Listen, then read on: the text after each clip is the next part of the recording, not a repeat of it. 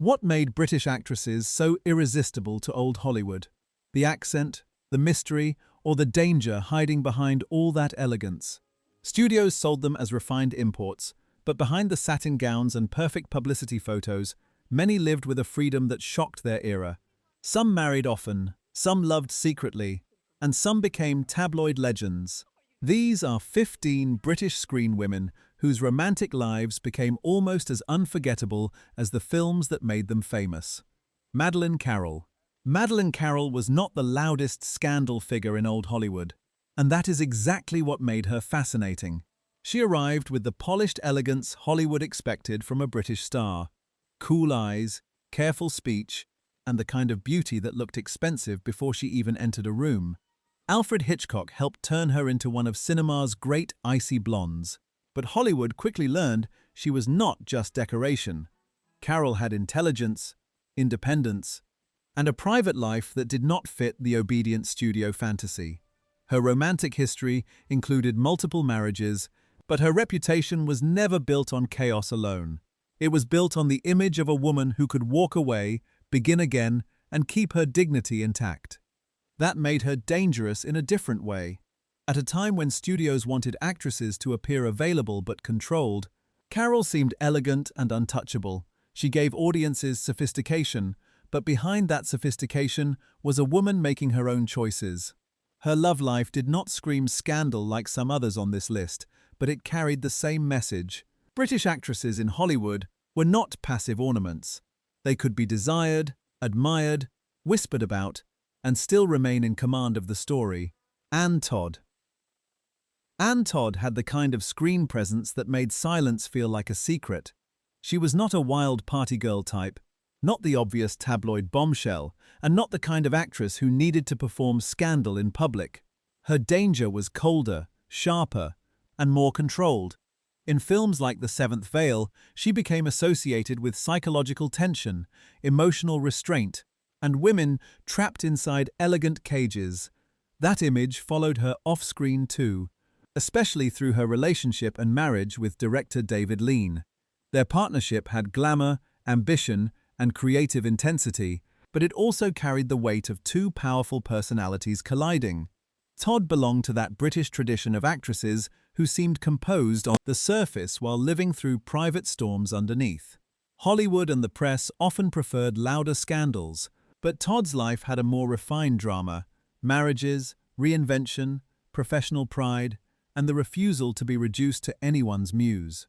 She was not simply the director's wife or the fragile beauty on screen. She was a woman with her own career, her own emotional history, and her own sharp identity.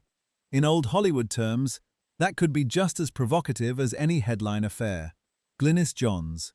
Glynis Johns brought mischief into every room she entered. Her voice had that smoky, teasing quality, and her screen personality felt playful without ever seeming foolish. She was British, witty, unpredictable, and charming in a way Hollywood could not easily package. Audiences later remembered her warmly for Mary Poppins, but her career stretched far beyond one beloved role. Behind that sparkle was a woman who lived through multiple marriages and the complicated emotional life that often came with fame. Johns never fit the image of a tragic temptress or a destructive siren. Her appeal was different. She seemed like someone who understood men, laughed at their seriousness, and then moved on before they could fully understand her. That kind of female confidence was powerful in an industry that often wanted actresses to be either innocent or dangerous, never both. Her romantic life added to the aura because it suggested independence rather than scandal for scandal's sake. Glynis Johns represented the British woman who could be funny, sensual, elegant, and completely self-possessed. She did not need to be surrounded by outrageous rumors to feel fascinating. Her freedom was quieter, but it was still unmistakable. Gene Simmons. Gene Simmons looked almost too delicate for Hollywood's machinery, but that softness was deceptive. She arrived as one of Britain's most gifted young actresses, with a face that could suggest innocence, sadness, intelligence, and quiet rebellion all at once. Hollywood saw her beauty immediately, but it also recognized something deeper. She could make vulnerability feel dangerous. Her romantic life became part of that story through her marriages, to Stuart Granger and later Richard Brooks. Both men were major figures, and both relationships placed her inside the emotional and professional power circles of the film industry. But Simmons was never simply defined by the men around her. In fact, the tension between her gentle image and her personal independence made her even more compelling. She was admired, pursued, and often underestimated, which is a familiar pattern for British actresses who crossed into Hollywood. The public saw grace, the industry saw value, the gossip columns saw romance, but underneath all of that, Simmons kept building a serious career. Her love life may have drawn attention, but her talent gave her permanence. That is why she belongs here, not as a scandal cliché, but as a woman whose private life added depth to an already magnetic screen legend. Joan Fontaine. Joan Fontaine's life already sounded like a movie before Hollywood finished shaping it. Born into an international world and raised between cultures, she carried a refined, slightly distant quality that made her perfect for romantic suspense. In Hitchcock's Rebecca and Suspicion, she played women surrounded by uncertainty, desire, fear, and emotional manipulation. Off-screen, her own private life became just as layered. Fontaine married 4 times, and her relationships were often discussed alongside her famous rivalry with her sister, Olivia de Havilland. That rivalry gave the press exactly what it loved: beauty, talent, family tension, and public mystery. But Fontaine's romantic history added another dimension. She often appeared fragile on screen, yet in life, she showed a stubborn independence that refused to match the helpless women she sometimes played. Hollywood loved to frame actresses as victims of passion, but Fontaine always seemed more complicated than that. She could be elegant, sharp, wounded, proud, and unpredictable. Her marriages did not make her a scandal figure in the crude sense. They made her part of a larger old Hollywood mythology, where love, ambition, and image were constantly tangled. Joan Fontaine was never just watched. She was interpreted. Margaret Leighton. Margaret Leighton did not need Hollywood bombshell styling to command attention. She had something more theatrical, more intellectual, and in many ways more intimidating. Her face carried intelligence before glamour, and her voice could make even a calm sentence feel loaded with private meaning. She moved between stage and screen with authority, and her romantic life connected her to some of the most fascinating men in British and Hollywood circles. Her marriages included Lawrence Harvey and Michael Wilding, both names tied to glamour, cinema, and complicated celebrity history. But Leighton never came across as someone swallowed by her relationships. If anything, she seemed like the kind of woman who could unsettle the men who loved her. That was part of her magnetism. She belonged to a generation of British actresses whose sophistication could be mistaken for coldness, when in reality it often hid passion, ambition, and emotional risk. Leighton's love life did not become a cartoon scandal, but it had enough drama, status, and intrigue to keep her name inside the old gossip machinery. She represented a different kind of romantic legend, not the pin-up fantasy, but the dangerous grown woman with secrets behind her eyes, Patricia Rock. Patricia Rock had the kind of beauty that seemed made for wartime cinema, soft, glowing, patriotic, and deeply reassuring. In Britain, she became a major screen presence, often associated with warmth and emotional sincerity.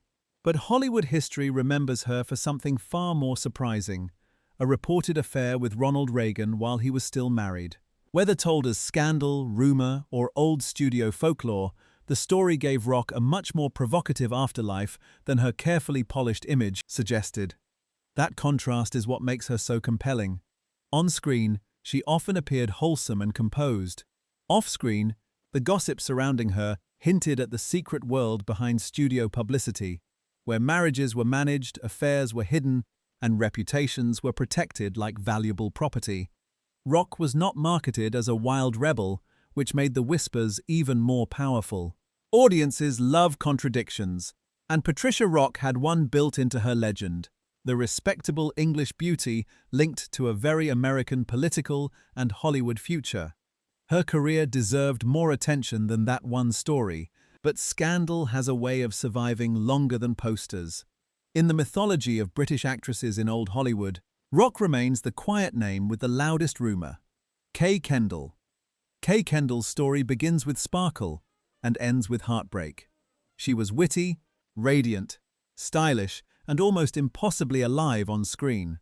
Unlike actresses who seemed manufactured by studios, Kendall had a natural comic electricity, the feeling of a woman who could turn any room into a private joke. Then came Rex Harrison. Their romance became one of the most talked-about relationships in British and Hollywood circles, partly because Harrison was already married to Lily Palmer when the relationship began. That alone would have made it scandalous, but the story became even more tragic when Kendall was diagnosed with leukemia. Harrison eventually married her, and the romance entered film history as both controversial and devastating. What makes Kendall unforgettable is that she never feels like a footnote in someone else's life. Even surrounded by scandal, illness, and public fascination, she remains the star of her own story. Her charm was not fragile, it was fierce. She represented the glamour of a woman who knew how to live brightly even when the ending was closing in. Kay Kendall's love life shocked people, but her courage is what made the story last. Belinda Lee. Belinda Lee looked like the kind of star the Rank organization knew how to sell. Blonde, elegant, and built for publicity. But the problem with manufacturing an image is that real life always breaks through. Lee became one of Britain's most talked-about starlets, and her affair with Prince Filippo Orsini turned her from screen beauty into international scandal figure. This was not just ordinary gossip. It involved aristocracy, religion, marriage, social status, and the kind of public outrage that mid-century Europe devoured. Suddenly, Lee was no longer simply an actress. She was a symbol of forbidden romance, rebellion, and female desire refusing to stay hidden. That made her fascinating and vulnerable at the same time. The press treated her love life like a spectacle, but behind the headlines was a young woman trying to live beyond the narrow roles offered to her. Her story became even more haunting because her life ended so young in a car crash. Belinda Lee's legend has the shape of a tragic film: beauty, fame, scandal, escape, and sudden death. She was not just a starlet with a scandal, she was proof that the public can turn a woman's private longing into a permanent myth. Sarah Miles. Sarah Miles entered cinema with a presence that felt rawer than the polished glamour of earlier British imports. She was sensual, intelligent, unpredictable, and difficult to reduce to one simple image. By the time she became associated with major films and major men, the press already understood that she was not going to behave like a quiet studio product. Her personal life included marriages to writer Robert Bolt and a much-discussed connection with Laurence Olivier, which brought her into the orbit of British theatrical royalty. But Miles' fascination was not just about who loved her, it was about the feeling that she lived intensely, spoke freely, and carried emotional danger into every public appearance. She belonged to a later wave than some classic Golden Age names, but her style still connects to old Hollywood's favorite obsession, the actress whose private life becomes part of her screen power. Miles often played women with deep sensuality and emotional complexity, and audiences seemed to sense that this was not entirely performance. That blurred line made her magnetic. She was admired, judged, desired, and discussed, the full package for a scandal-aware cinema culture. Sarah Miles reminds us that British glamour was not always cold. Sometimes it burned. Diana Dawes. Diana Dawes was sold to the world as Britain's answer to Marilyn Monroe, but that label was always too small for her. Yes, she had the blonde bombshell look. Yes, she understood glamour, publicity, and the power of suggestion. But Dawes had a harder edge than the comparison allowed. She seemed more knowing, more defiant, and more aware of the game being played around her. Her marriages, parties, and tabloid reputation made her one of Britain's most talked-about actresses. The press loved framing her as excessive, too sexy, too public, too bold, too willing to enjoy herself. But that was exactly why audiences could not look away. Dawes represented a woman who understood that fame was performance, and she performed it with dazzling confidence. Behind the headlines, she was also a serious actress, capable of far more than the dumb blonde image suggested. That tension between talent and tabloid branding made her story richer and sadder. Hollywood and Britain both knew how to use a bombshell, but they rarely knew how to respect one. Diana Dawes turned scandal into survival, glamour into armor, and public judgment into part of her legend. She did not just live in the spotlight, she challenged it. Joan Collins. Joan Collins understood glamour like a weapon. From the beginning, she had the face, the confidence, and the sharpness Hollywood wanted, but she also had something the industry found harder to control: self-awareness. She knew when she was being cast as temptation, and she knew how to make that image work for her. Long before Dynasty turned her into a television icon, Collins was a British actress navigating Hollywood's obsession with seductresses, starlets, and beautiful women who were expected to behave. Her personal life, including multiple marriages and high-profile romances, made her a regular subject of public fascination. But Collins never seemed ashamed of being discussed. In fact, she often appeared to outlast the gossip by refusing to collapse under it. That is what makes her such a powerful figure on this list. She was not destroyed by the romantic mythology around her, she learned how to own it. Old Hollywood loved women it could label, but Joan Collins kept changing the meaning of the label. Was she a bombshell? Yes. A survivor? Absolutely. A scandal figure? Sometimes. But above all, she was a woman who turned desire, ambition, and image into a long-running performance of power. Merle Oberon. Merle Oberon's entire life was wrapped in mystery, and that mystery made her irresistible. She became one of the most glamorous actresses of her era, with a face that seemed designed for candlelight, tragedy, and romantic obsession. But behind the screen, beauty was a carefully protected private history. Oberon famously concealed parts of her background, and Hollywood helped preserve the illusion because illusion was the business. Her love life added more layers to the legend. She married 4 times, moved through elite social circles, and became associated with power, elegance, secrecy, and reinvention. What makes Oberon so compelling is that romance was only one part of the mask. Everything about her public identity seemed curated, guarded, and half-lit. That made gossip inevitable. When a star hides something, audiences begin imagining everything. Her beauty made people watch. Her secrecy made them keep watching. Unlike louder scandal figures, Oberon's magnetism came from what she refused to explain. She lived as if privacy itself were a luxury item, something rare and expensive. In old Hollywood, where studios invented biographies and erased inconvenient truths, Merle Oberon became both product and producer of her own myth. Her love life fascinated people, but her mystery made her immortal. Vivien Leigh. Vivien Leigh's love story with Laurence Olivier remains one of the great romantic legends of classic cinema. Glamorous, forbidden, passionate, and painfully destructive. When they fell in love, both were married to other people, which gave their relationship the kind of scandal old Hollywood could never resist. But reducing Leigh to a love affair would be a mistake. She was already a formidable actress, a woman of astonishing beauty and intensity, and later, the unforgettable Scarlett O'Hara in Gone with the Wind. Her romance with Olivier simply magnified the myth. Together, they seemed like royalty, beautiful, talented, theatrical, and doomed to be watched. The public wanted them to be a perfect love story, but real life was far more complicated. Their marriage carried professional pressure, emotional strain, and personal suffering. Leigh's image became tied to passion, fragility, brilliance, and tragedy all at once. That combination made her one of the most haunting figures in British screen history. She was desired by audiences, admired by critics, and endlessly examined by biographers.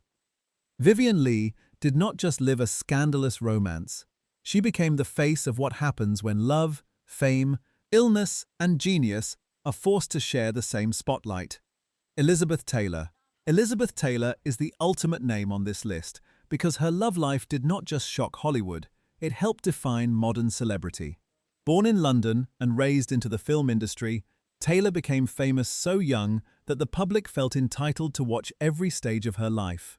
Then came the marriages, the diamonds, the headlines, and the volcanic romance with Richard Burton. Their affair during Cleopatra became one of the biggest scandals of the 20th century because it had everything: two married stars, a troubled mega-production, global press obsession, and chemistry so obvious it seemed impossible to deny. Taylor married 8 times, including twice to Burton, and each chapter added to the mythology. But what made her different was her refusal to apologize for wanting love, luxury, passion, and emotional intensity on her own terms. She was condemned, adored, mocked, copied, and never ignored. Unlike earlier actresses destroyed by scandal, Taylor grew larger through it. Her romantic life became part of her brand, but it never erased her talent, beauty, or force of personality. Elizabeth Taylor was not merely a woman with famous lovers. She was the blueprint for the celebrity love scandal as spectacle, tragedy, and power. These women were more than rumors, marriages, affairs, and newspaper headlines. They were performers living inside an industry that sold fantasy while punishing women for having real desires. Some became legends through talent, some through scandal, and some through the dangerous combination of both. But each one proved that British glamour in old Hollywood was never just polite, proper, or controlled. Behind the accent and elegance, there was fire, and sometimes that fire became the story Hollywood could never stop telling.